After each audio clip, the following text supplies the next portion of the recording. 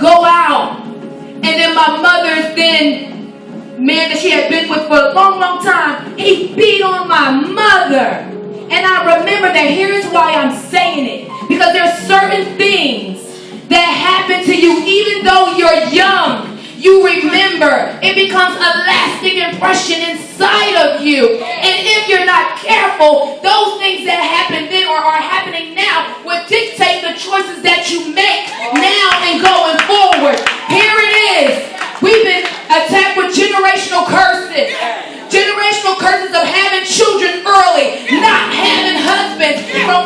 From my grandmother to my mother to me to my daughter. And God said you have to learn how to pray. You have to learn how to pray in specific. You got to war. I know you like peace, but you got to war. Because if you don't, it'll touch your grandbaby. And I said not so. Not so. The generational curse is broken. Fear, guilt, shame cannot live here because God said it. And if He said it, apostle, who can reverse it?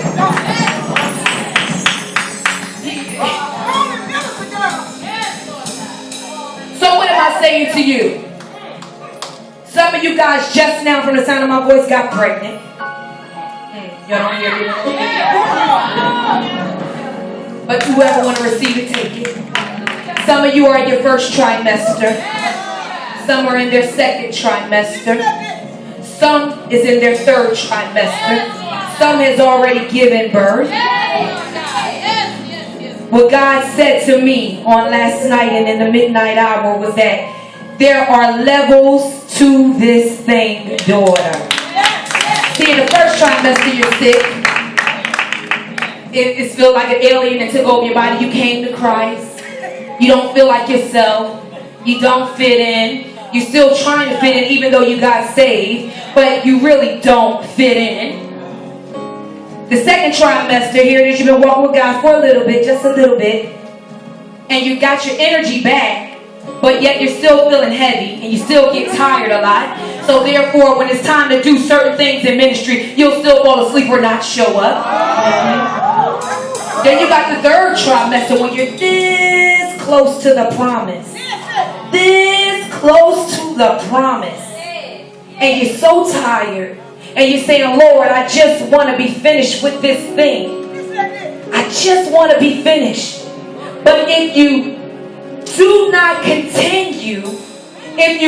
continue to go forth, all of the tiredness, all of the complaining, all of the feeling of the kicks and the movements, all of the skin glowing, all of the hair growing, all of that stuff will be in vain because you would have aborted what God had for you. And if you think about it, I was ready to be done. I wanted this portion to be over with. I wanted it to be over with. And even though they stripped my membranes, the truth about the matter is that if God wasn't ready for the messenger, He would have stayed. But He had a plan for the messenger's life and for my life because He had already decided at that moment that change was going to come. Change was going to come to my mind. Change was going to come to my heart. The way that I did things, the way that I talked to people, the way that I saw life, the way that I looked at people in general. He moved me from one ministry to another ministry. The ironic but good part is this. My favorite color is orange. Yes, it symbolized passion, but I heard the woman of God say that it symbolized warfare. And I talked to my mother about this. How ironic is someone who loves peace. I don't want to fight anybody. Let me tell you the truth. I don't want any trouble at all. But my favorite color symbolized warfare. Because the spirit inside of Bysheera knows that Bysheera has to war in order for the generation that's going to come behind her to break not only the curses and the cycle, but so that they go further than Bysheera. I don't know what your favorite color is. God just showed me that.